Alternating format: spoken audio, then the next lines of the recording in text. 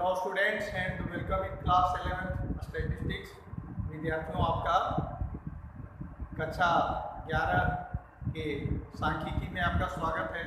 विद्यार्थी, आज हम नई चैप्टर 3 स्टार्ट कर रहे हैं। तो उसमें हम लोग पढ़ेंगे ऑर्गेनाइजेशंस ऑफ डाटा।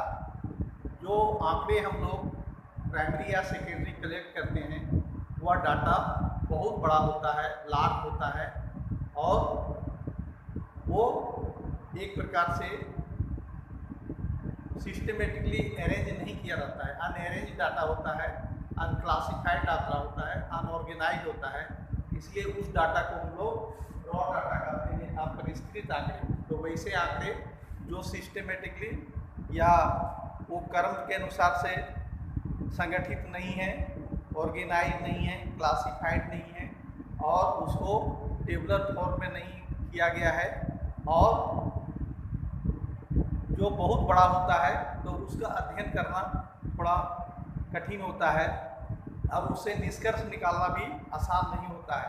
इसलिए आंकड़ों को हम लोग ऑर्गेनाइज करते हैं या क्लासिफाइड करते हैं। तो वैसे आंकड़े जो बहुत बड़े होते हैं, लार्ज नंबर में होते हैं और जो ऑर्गेनाइज नहीं होते हैं, तो वैसे आंकड़े को हम लोग रॉ डाटा या अपरिष्कृत आंकड़े कहते हैं।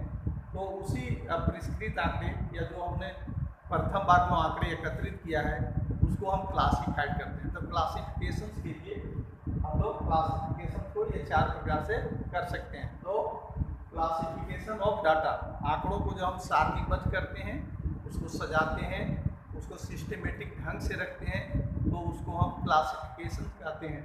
तो क्लासिफिकेशन 4 प्रकार से कर सकते हैं। पहला एज पर दी टाइम क्लासिफिकेशन, जब हम समय के अनुसार से आंकड़ों को सजाते हैं तो उसको हम लोग कालानुक्रमिक वर्गीकरण कहते हैं। कालानुक्रमिक वर्गीकरण, काल के अनुसार उसका वर्गीकरण करना, समय के अनुसार वर्गीकरण करना। जैसे मान लेते हैं प्रोडक्शंस देखते हैं, मान लेते हैं हम भारत के जो फूड ग्रेन्स है उसका प्रोडक्शंस देखें तो हम इसको समय के अनुसार से स्थिर कर सकते हैं, सजा सकते हैं। जैसे 1950 में क्या हुआ, 60 में कितना प्रोडक्शन हुआ, 70, 80, 90, 20 और इसी तरह से हम लोग उसको समय के अनुसार से क्लासिफिकेशन करते हैं। तो जब समय के अनुसार से, जैसे वर्ष में, महीने में या दिन के अनुसार या आवर्स के अनुसार, तो इसको हम कालानुक्रमिक वर्गीकरण करते हैं। जब आंकड़ों को समय के अनुसार से, समय वर्ष होता है, दिन होता है, महीने होते हैं, साल होते हैं, तो इस तरह से सजाते हैं। दूसरा है वर्गीकरण एज पर प्लेस क्लासिफिकेशन। मान लेते हैं स्टील का प्रोडक्शन देखें तो स्टील का प्रोडक्शन विभिन्न देशों में कितना है।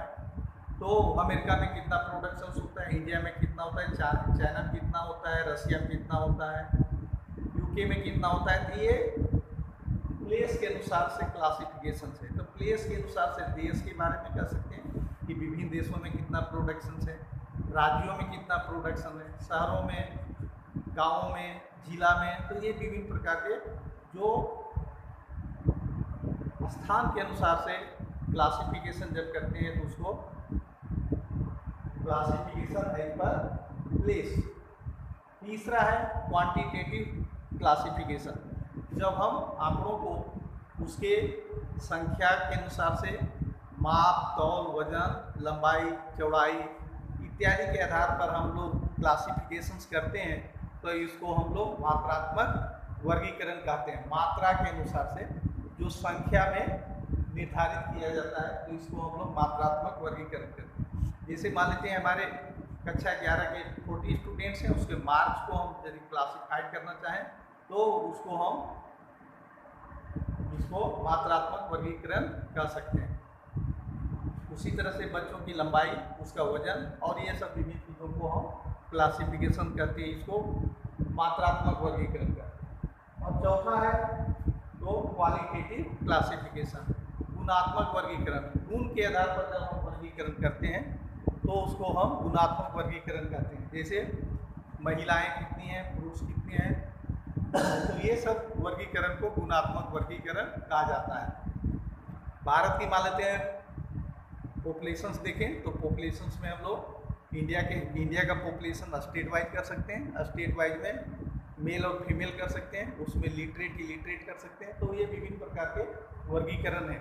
तो ये चैप्टर्स में हम लोगों ने पढ़ा कि रॉ डाटा क्या है। रॉ डाटा वो है जो आंकड़े हम एकत्रित करते हैं, वो बहुत बड़े होते हैं या व्यवस्थित होते हैं और उससे निष्कर्ष निकालने में कठिनाई होती है। उसको हम एक टेबुलर फॉर्म में, एक टेबल के रूप में प्रदर्शित करने का प्रयास करते हैं, जिससे हम आसानी से निष्कर्ष निकाल सकें, उसको और प्रेजेंट कर सकें और उसका स्टडी कर सकें। तो उसको हम वैसे आंकड़े जो या व्यवस्थित होते हैं, अनऑर्गेनाइज होते हैं, जो सुसज्जित नहीं होते हैं, तो वैसे आंकड़ों को अपरिष्कृत आंकड़े कहते हैं। अब क्लासिफिकेशन के ये 4 प्रकार है जिसका हम लोगों ने वर्णन किया। पहला है एज पर टाइम क्लासिफिकेशन या कालानुक्रमिक क्रमिक वर्गीकरण, समय के अनुसार वर्गीकरण करते हैं। दूसरा है एज पर प्लेस क्लासिफिकेशन, स्थान के आधार पर हम वर्गीकरण करते हैं, तो स्थानिक वर्गीकरण कहलाता है। तीसरा है क्वांटिटेटिव क्लासिफिकेशन, जिसको हम मात्रा के आधार पर वर्गीकरण करते हैं, इसको मात्रात्मक वर्गीकरण कहते हैं। और चौथा है क्वालिटेटिव क्लासिफिकेशन या गुणात्मक, जैसे गुण के आधार पर जिसका वर्गीकरण किया जाता है, जैसे महिलाएं, पुरुष इत्यादि।